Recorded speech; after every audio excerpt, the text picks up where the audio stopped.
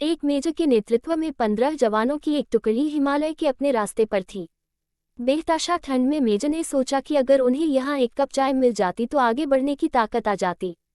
लेकिन रात का समय था, आपस कोई बस्ती भी नहीं थी। लगभग 1 घंटे की चढ़ाई के पश्चात उन्हें एक जर्जर चाय की दुकान दिखाई दी, लेकिन अफसोस उस पर ताला लगा था। भूख और थकान की तीव्रता के चलते जवानों के आग्रह पर मेजर साहब दुकान का ताला तुड़वाने को राजी हो गया। खैर, ताला तोड़ा गया तो अंदर उन्हें चाय बनाने का सभी सामान मिल गया।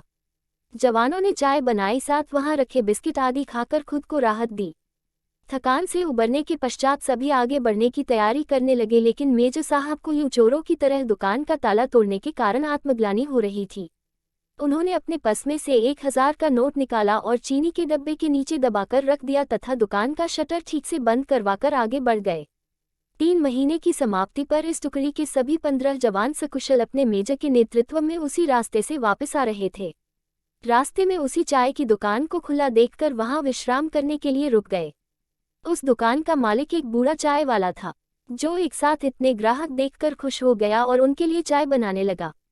चाय की चुस्कियों और बिस्कुटों के बीच वो बूढ़े चाय वाले से उसके जीवन के अनुभव पूछने लगे। खासतौर पर इतने बीहर में दुकान चलाने के बारे में बूढ़ा उन्हें कई कहानियां सुनाता रहा और साथ ही भगवान का शुक्र अदा करता रहा। तभी एक जवान बोला, बाबा आप भगवान को इतना मानते हो, अगर भगवान सच में होता तो फिर उसने तुम्हें इतने बुरे हाल में क्यों रखा हुआ है? बाबा बोला, नहीं साहब, ऐसा नहीं कहते भगवान के बारे में। भगवान तो है और सच में है, मैंने देखा है। आखिरी वाक्य सुनकर सभी जवान कौतूहल से बूढ़े की ओर देखने लगे। बूढ़ा बोला, साहब मैं बहुत मुसीबत में था। एक दिन मेरे इकलौते बेटे को आतंकवादियों ने पकड़ लिया। उन्होंने उसे बहुत मारा पिटा, लेकिन उसके पास कोई जानकारी नहीं थी, इसलिए उन्होंने उसे मार पीट कर छोड़ दिया। मैं दुकान बंद करके उसे हॉस्पिटल ले गया। मैं बहुत तंगी में था साहब, और आतंकवादियों के डर से किसी ने उधार भी नहीं दिया। मेरे पास दवाइयों के पैसे भी नहीं थे और मुझे कोई उम्मीद नजर नहीं आती थी। उस रात साहब मैं बहुत रोया और मैंने भगवान से प्रार्थना की और मदद मांगी, और साहब उस रात स्वयं भगवान मेरी दुकान में आए।